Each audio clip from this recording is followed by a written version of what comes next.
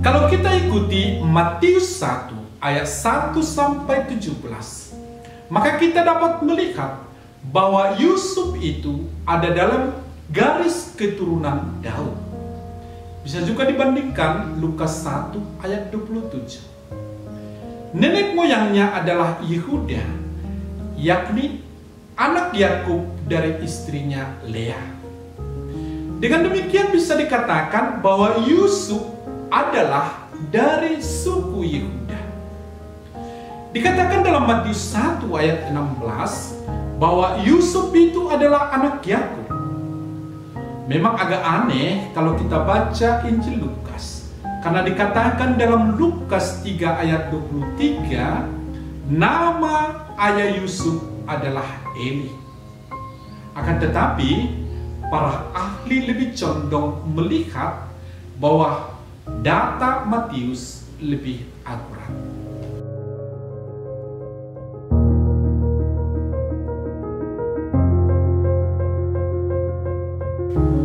Bahasa Ibrani Yosef dan bahasa Yunani Yosef berarti semoga dia.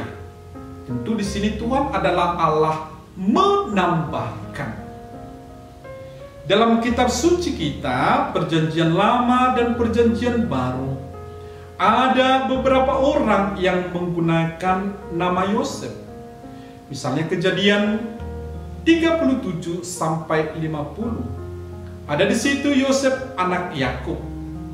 Bilangan 13 ayat 7. Ayah dari Igal. 1 Tawarik 25 ayat 2 dan ayat 9. Seorang Lewi orang Asaf. Esra 10 ayat 2. Salah seorang dari orang Israel yang pada zaman Esra mengawini wanita luar. Dalam Nehemia 12 ayat 14, seorang imam setelah pembuangan pada waktu Yoakim sebagai imam agung juga bernama Yosef. Yudit 8 ayat 1 dikatakan nenek moyang Yudit adalah Yosef. 1 Makabe 5 ayat 8, putra Zakaria dan Asaria pemimpin di Yudea. 2 Makabe 8 ayat 22, salah seorang dari 3 saudara Makabe. Kemudian dalam Perjanjian Baru kita jumpai Yosef suami Maria. Dalam Matius 13 ayat 55, salah seorang dari saudara Yesus juga bernama Yosef. Matius 27 ayat 26, salah seorang anak dari salah satu Maria yang menyaksikan penyaliban Yesus. Lukas 3 ayat 24, salah seorang yang disebut dalam silsilah, putra dari Yanai dan ayah dari Matika. Lukas 3 ayat 30, anak Yehuda, ayah dari Yonam. Kemudian ada Yosef dari Arimatea. Kisah 1 ayat 23, salah seorang kandidat untuk menggantikan Yudas Iskariot. Dalam Kisah Rasul 4 ayat 36, Yusuf yang disebut Barnabas yang artinya anak penghiburan, seorang Lewi dari Siprus. Dari antara semuanya itu, beberapa orang cukup kita kenal, yaitu Yosef atau Yusuf anak Yakub, kemudian Yosef atau Yusuf suami Maria, dan yang terakhir adalah Yusuf dari Arimatea.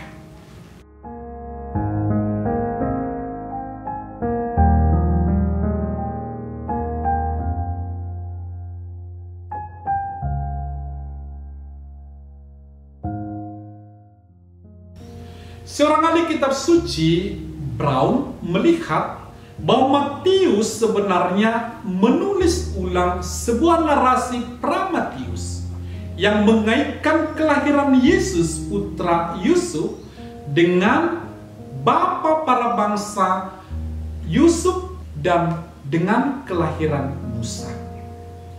Ahli lain, Carson, di sisi lain melihat kesejajaran hidup Yusuf dengan Yakub yang melarikan diri dari kelaparan di Kanaan. Bisa kita lihat dalam Kejadian 46. Berikutnya adalah Davis dan Allison juga mencatat bahwa Yusuf, ayah Yesus, seperti Yusuf dalam Perjanjian Lama, memiliki ayah bernama Yakub, pergi ke Mesir, bermimpi tentang masa depan, suci, dan juga enggan mempermalukan orang. Maria menerima Yusuf sebagai pemegang otoritas dalam kehidupan Yesus.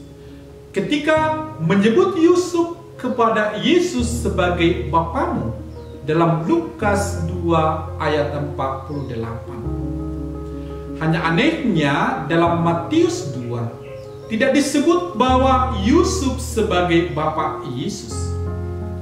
Hanya saja mungkin perlu kita sadari bahwa dalam kitab suci sering dikatakan bahwa Allah berkomunikasi dengan manusia lewat mimpi, dan bukan hanya berlaku bagi Yusuf dalam Perjanjian Lama maupun Yusuf suami Maria dalam Perjanjian Baru.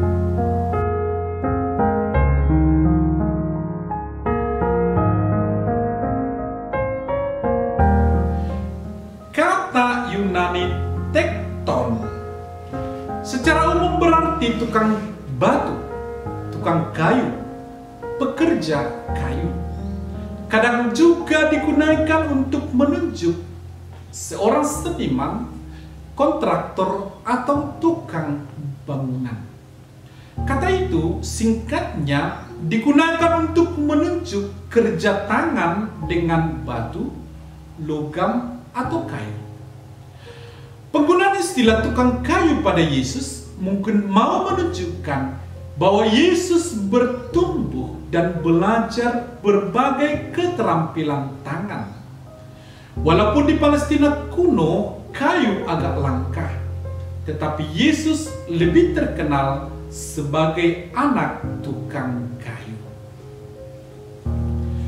Justinus Martyr sendiri menulis bahwa Yesus membuat bajak, membuat kuk, dan peralatan pertanian lainnya. Dalam Talmud, kalimat tukang kayu diartikan sebagai orang yang terpelajar dan terpandang. Siapa sebenarnya tukang kayu? Yesus atau ayahnya Yusuf? Markus 6 ayat 3 mengatakan bahwa Yesus adalah tukang kayu. Sedangkan Matius mengatakan bahwa Yesus adalah anak tukang kayu. Dengan dua data ini mungkin bisa dikatakan, pertama, kemungkinan Yesus dan ayahnya Yusuf adalah tukang kayu karena seorang ayah biasanya mengajari anaknya keahlian yang dimilikinya. Dengan demikian, penulis Injil Matius dan Markus benar keduanya. Yang kedua, ungkapan dalam Markus bahwa Yesus sebagai tukang kayu dimaksud sebagai ucapan untuk meremehkan, karena pekerjaan itu adalah pekerjaan kasar. Maka bisa dipahami bahwa belum tentu Yesus benar-benar tukang kayu. Yang ketiga, Markus lebih menyukai menggunakan istilah anak Maria untuk Yesus dan mencoba menghindarkan pemakaian istilah anak Yusuf, karena Yusuf dalam tradisi dikatakan tidak lama hidup setelah Yesus lahir. Yang keempat, penginjil Matius mungkin tertarik dengan Yesus sebagai keturunan Daud. Karena itu ingin menyebut ayah Yesus dan bukan hanya ibunya. Dan yang paling gampang untuk itu menggunakan istilah tukang kayu.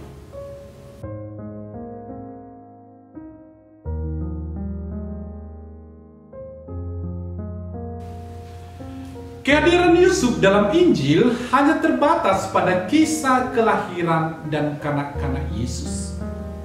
Hal itu memberi spekulasi bahwa Yusuf mungkin jauh lebih tua dari Maria pada saat perkawinan mereka, dan ia meninggal setelah Yesus 12 tahun sebelum Yesus memulai pelayanan umum.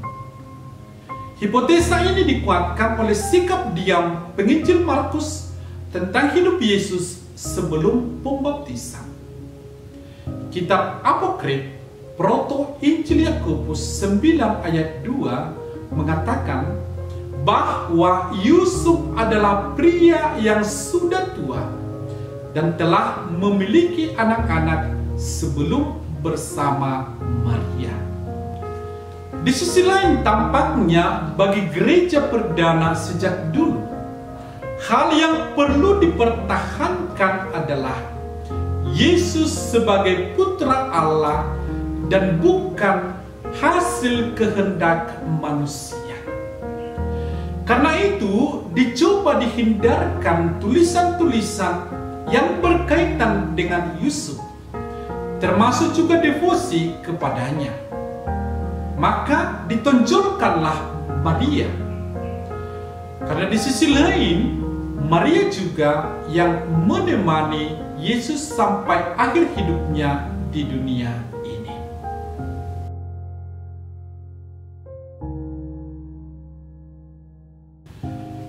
Yusuf terakhir disebut oleh penginjil Lukas ketika Yesus berumur 12 tahun. Setelah itu tidak ada data lagi tentang dia. Dalam kitab sejarah Yosef tukang kayu disebutkan bahwa Yusuf hidup 111 tahun, menikah pada usia 40 tahun, dan telah menjalani pernikahan selama 49 tahun, dan memiliki 6 anak sebelum istri pertamanya meninggal. Dia kemudian hidup dengan Maria selama 2 tahun sebelum Yesus lahir dan meninggal ketika Yesus berumur 20 tahun. Santo Epifanius mengatakan bahwa usianya mencapai 90 tahun pada saat kematiannya. Dan menurut Santo Bede, ia dikuburkan di lembah Yosafat. Pada dasarnya tidak ada yang tahu kapan Yusuf meninggal, tetapi kemungkinan besar ia mencapai usia lanjut dan dikuburkan di Nazaret. Ada legenda yang mengatakan bahwa ia meninggal dengan damai bersandar di lengan Yesus. Ia kemudian diangkat sebagai santo pelindung kematian yang bahagia.